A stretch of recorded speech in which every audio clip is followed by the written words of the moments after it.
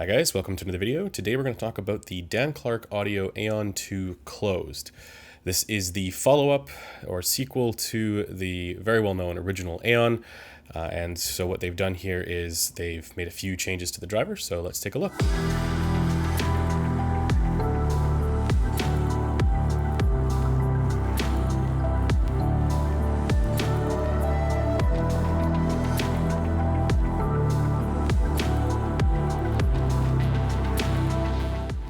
If you guys are wondering why I sound like I've just eaten a bunch of razor blades, it's because I'm yet again recovering from a cold.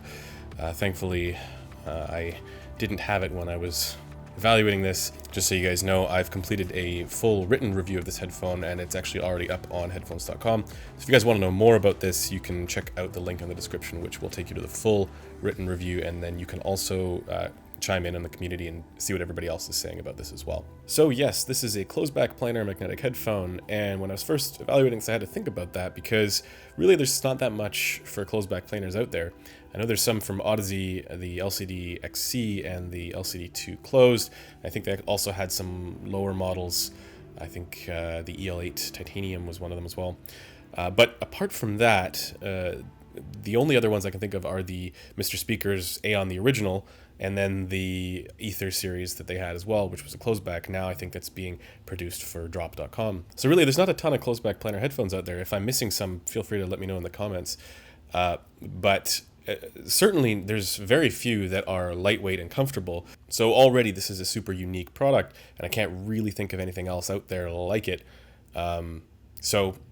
Yeah, let's talk about build quality, design, and comfort first. If you guys look at the design for this, it's actually very similar to the original Aeon with the Nitinol headpiece and then this little strap here underneath. But the main difference is that if you look at the yokes for where the cups swivel, this piece here is designed so that the whole headphone is actually collapsible down like this, and then it fits very nicely into this little very small and compact case. And so with this little mechanism here, it allows this headphone to be one of also the most portable headphones. There is also an open back version of this, but its portability makes the closed back all the more interesting to me.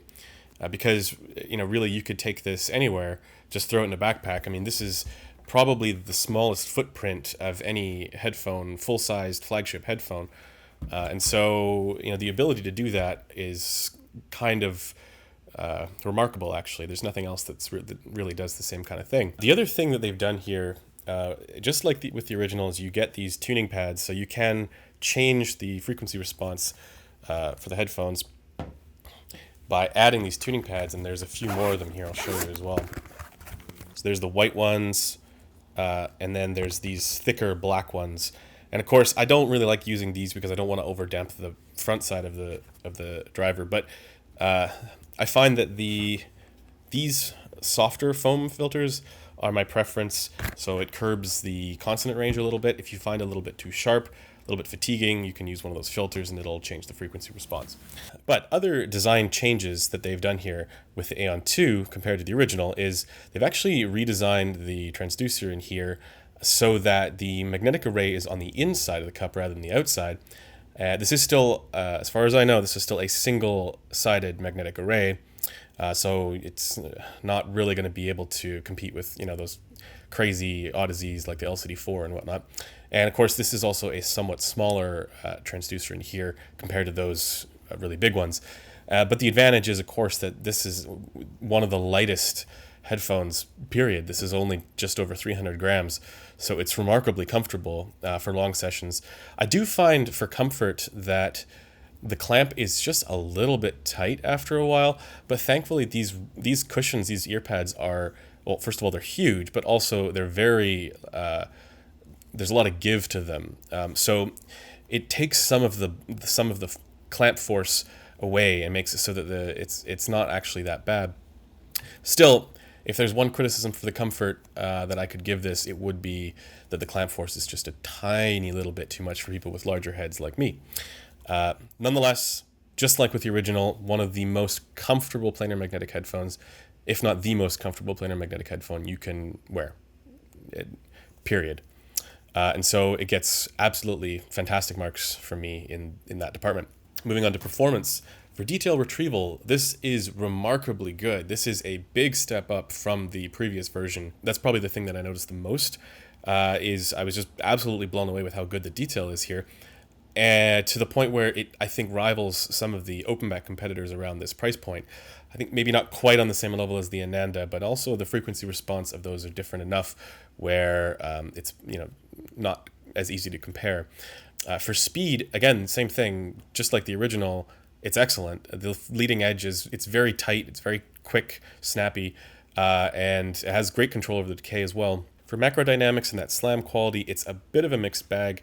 The tonality here is elevated in the bass slightly, and that gives the perception of increased intensity and punch for the bass response. And it's effective. I just feel that when you EQ this to be a little bit more in line with other headphones, like for example the Focal Elegia, the Elegia punches a little bit harder. If you feel that you don't really want to EQ out the bass a little bit, like I might, you will actually get the perception of that slam and impact fairly well. It comes across decently. So, they did improve on that over the predecessor as well. And now for stage and imaging, this is the only area with a technical performance that I'm a little bit disappointed in. Not because it hasn't improved there as well, it certainly has, especially for depth capability. But I find that the center image is a little bit more intimate and towards me than I like. And so it almost feels, again, it has that similar issue where the crossover from left and right is very immediate. Whereas, if you compare this to the Focal Elegia, the image for the center stage is very evenly distributed across the front.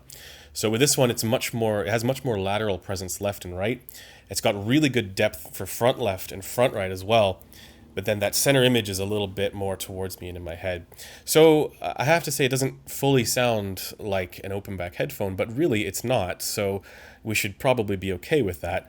And I think, for a closed back headphone, the stage here is good enough. It's just that I wish that it could be a little bit more evenly distributed across the front. And for most people, though, I don't think this is going to be a huge deal breaker. For timbre, nothing to complain about. It actually doesn't have that really distinct planar quality to it. So for a lot of people who are thrown off by that, it's actually a really good thing. But I will say that because of the tonality, depending on the tuning filters that you use, it can come across as a little bit aggressive in the treble at times. So let's talk about that next. For the frequency response here, the bass is elevated slightly, a little bit higher than I normally like, even around 150 hertz. And so the transition into the mid-range from the bass isn't as clean as I would like. But again, if you compare this to the original Aeon Flow closed, the bass in that one was very lean.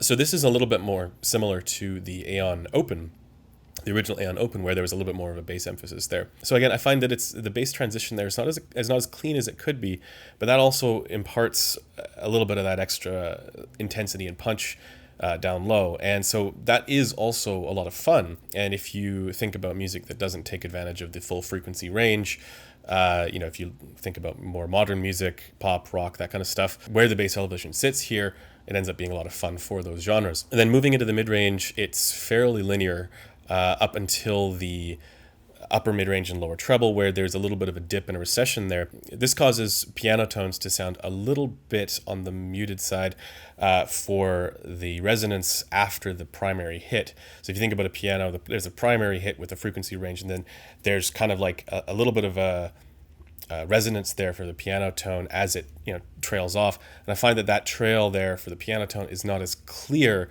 as with the Ananda, for example. And if you look at the frequency response for the Ananda, the upper mid-range there is actually a little bit more elevated at certain points. And again, maybe not upper mid-range, but lower treble area. And so I find with this, with the Aeon 2 closed, it's maybe not quite as good for those piano recordings that do benefit from a slightly brighter tonality in that region, again, that lower treble region.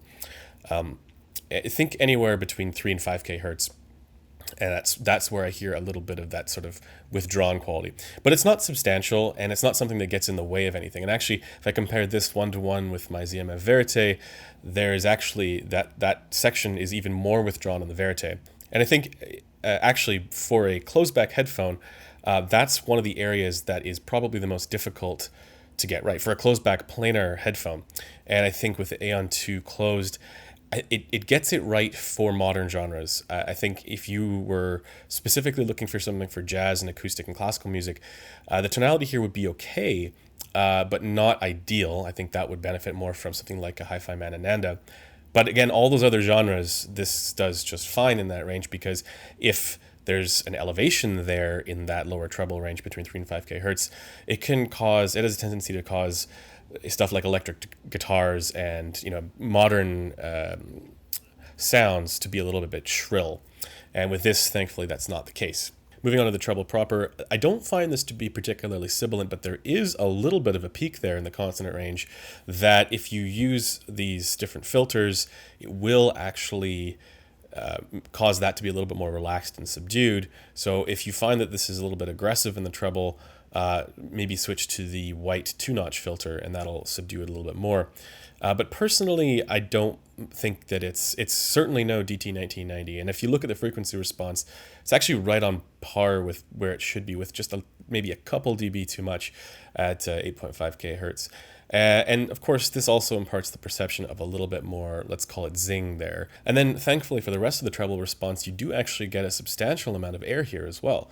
So your upper frequencies for cymbal hits, the splash quality, it's all very well represented by this. And just, occasionally a little bit too much there in the consonant range. But nonetheless, I got to say that I'm impressed with the overall tonality and frequency response for what this is. I mean, it's a little bit, let's call it U-shaped, but it's at the same time a lot of fun, and it's only aided by its technical performance in that category as well. So really, I have to think about this headphone as being one of the only lightweight, comfortable, closed back planars. I can't think of anything else that does what this does. It's just that for certain genres, this won't be ideal. And if I had to compare this directly with my Focal Elegia, there are very good reasons to prefer the Elegia. And remember, those come in around the same price. So at that point, you're really just comparing planar tech to dynamic driver tech, where the Elegia has a bit more of a forward mid-range proper. This has the opposite, where it's a little bit more bass and treble focused. And so depending on the tonality that you prefer, you could pick either one. I just think for the perfectly even distribution of the image across the front of the stage in the Focal Elegia, I tend to gravitate more towards that one. But then again, this is also considerably more portable. And then on top of it, the isolation factor. So because this creates a seal around your ears, the pads here, the isolation for the Aeon 2 closed is superb and better than that of the Elegia. So for a portable planar closed back headphone, yeah, this is fantastic. I just wish that the stage was a little bit more evenly distributed across the front part. It's not perfect, but for what this is, I don't think anything else does it as well as this. And so yeah, it does get my recommendation. Anyways, that does it for this video. Thanks for taking the time to watch it, and I'll see you guys in the next one.